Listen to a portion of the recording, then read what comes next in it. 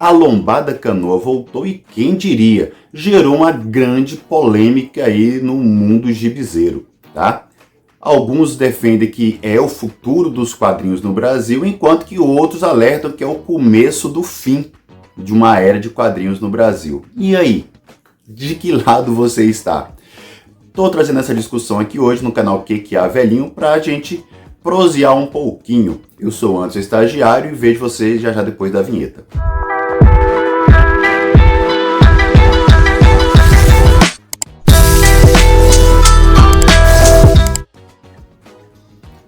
Eu não sei como você veio parar aqui, mas você está no canal Que Há Velhinho.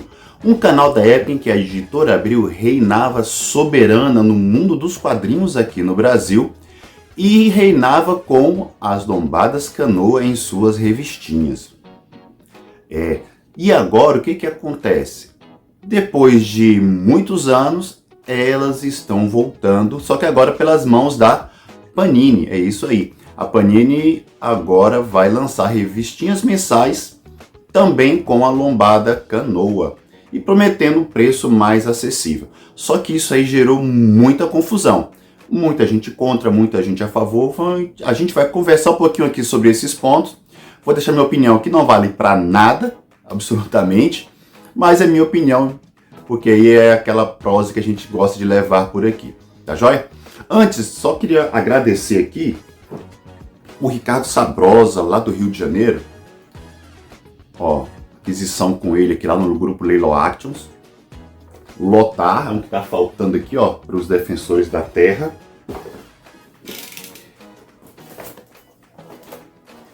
Indiana Jones da Hasbro. Agora falta Indiana Jones.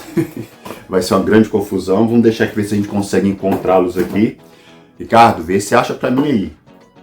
E um Legolas, olha só. Gente, isso aqui é Toy Biz ainda. Fechadinho, lacradinho. Olha que coisa. Bem, eu recomendo aí Ricardo Sabrosa. Quem quiser depois a gente pega o contato aí também. Tá? Tem também o pessoal do Rio de Janeiro, Praça 15. Procura lá Ricardão que com certeza ele vai ter muita coisa legal para vocês aí. Novas, coisas usadas, coisas nostálgicas. Cara, muita coisa ele vai ter para atender vocês aí. Mas enfim, nosso papo hoje não é de bonequinho. Quando a gente abrir aqueles ali, a gente mostra para vocês aqui também. Então vamos lá. A Panini resolveu agora trabalhar com mensais, acredito que não é um caráter experimental aí, pelo menos com 3 títulos inicialmente. E ela vai trazer aí a Lombada Canoa. Para quem não conhece, Lombada Canoa é esse aqui, ó. Tá? Bordinha aqui. Tá? Esse formatinho aqui. Ao invés daquela lombadinha quadrada, né? Já consagrada atualmente aqui. Bem, hoje a gente tem ali capa cartão, tem ali o capa dura, tem todos os formatos, mas todos eles têm sua lombadinha quadrada ali, aquela prensada colada ali. Não é com grampo, né? Que é o diferencial aqui da Lombada Canoa. Mas por quê?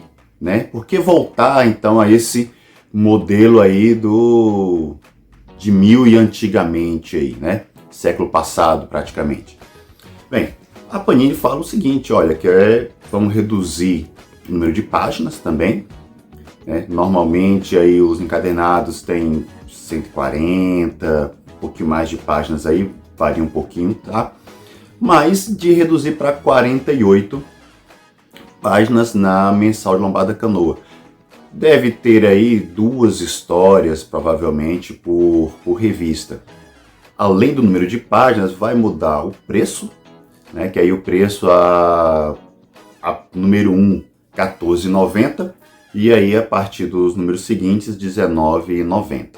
Então reduz o número de páginas, reduz também o preço, mínimo que poderia se esperar. E aí a Panini começou a colocar isso como uma propaganda dos quadrinhos de forma serem mais acessíveis. E aí teve muitos colegas que pararam e foram fazer aquela continha matemática, né? Se você colocar, por exemplo, encadernado ali de 6 edições, você vai ver que se você for contar por página, a mensal você vai estar pagando mais caro. Mesmo que você pague R$14,90 90 ainda, mas quando você vai converter, se você fosse pegar a mesma quantidade de páginas ou a mesma quantidade de histórias, a mensal vai estar saindo mais caro. Então por que de repente ela ainda pode ser considerada como acessível? Eu não sei quantos de vocês aí são da época do canal aqui, lá da década de 80, 90, e que era comum às vezes você comprar um LP, né, por causa de uma, duas músicas, mas você levava as 12 músicas. E às vezes você nem ouvia essas músicas, mas por causa das duas você acabava fazendo essa compra. Bem, eu, por exemplo, quando parei de comprar as revistinhas mensais pela primeira vez, tá? E aí vamos remontar aí a década de 90, foi justamente quando foi Super Aventuras Marvel, foi que me pegou. Por quê? Super Aventuras Marvel que era um dos meus xodós na coleção, começou a ter muita história que eu não gostava, de personagens que eu não curtia. Então, por exemplo, eu gostava de Demolidor, Justiceiro, e aí os Mutantes já estavam com a revista própria, mas eles invadiam as Super Aventuras Marvel do mesmo jeito. Então assim, tinha muita personagem, fases que eu não curtia. E acabou que, com o tempo eu comecei a perceber que eu comprava a revista por causa de uma história, e tinha que levar 3 que às vezes eu nem chegava a ler, porque assim, o visual não me agradava, sem entrar no mérito de se era bom ou se era ruim. A questão é que não me agradava, então para mim não servia. E eu comecei a pensar, poxa, não vale a pena eu comprar. E hoje, parece-me, digo da minha impressão, porque eu passo por isso, muitas vezes acontece isso também. Às vezes vai pegar lá a revista que é o Mix, por exemplo, e você às vezes tem uma história que você gostaria de ler, mas você tem ali um monte que não te agrada tanto, você não quer se arriscar tanto. Ou você pega a primeira e vê que não gostou das outras, e quando você vai para o próximo mês, já desanima também. Então talvez essa questão do ser acessível entre um pouco nesse quesito também, que é o seguinte: você não vai precisar comprar tudo, que é o pacote, todas as histórias que você talvez não quisesse, mas você vai poder selecionar de repente assim, olha, eu quero ver esse personagem aqui, eu quero ver esse arco, eu quero ver essa história. Então nesse sentido eu acredito que é uma vantagem realmente as revistinhas mensais aí na Lombada Canoa, né, nesse precinho aí, acaba sendo sim acessível para aquele que de repente quer ver só aquilo, né? Porque muitas vezes o colega que vai comprar, ele não quer ver tudo, ok, né? E outro ponto, para quem está começando, e isso é um ponto importante, né? Histórias em quadrinhos, gente, a nossa geração talvez seja uma das últimas que vai estar curtindo histórias em quadrinhos. Quem segura o mercado de histórias em quadrinhos hoje é a velharia, né? Acaba sendo a gente que segura esse mercado de quadrinhos ainda hoje. A maioria da meninada, quando eu falo meninada, pessoal, me entendo aí, né? Todo mundo ali abaixo da minha idade, para mim, já é meninada. Curte muito mais o mangá, por exemplo, do que o próprio quadrinho de super-heróis, Marvel, DC. E o que acontece?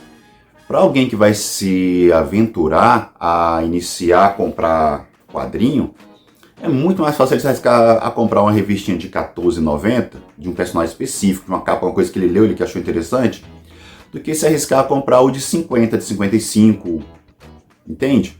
Então, realmente, para a questão de tentar formar novos leitores, eu acredito que também seja algo aí menos difícil, digamos assim. Falo menos difícil porque a competição hoje é muito grande. Na nossa época, lá da década de 80 e 90, o universo de competitividade de quadrinhos com outras mídias era muito menor.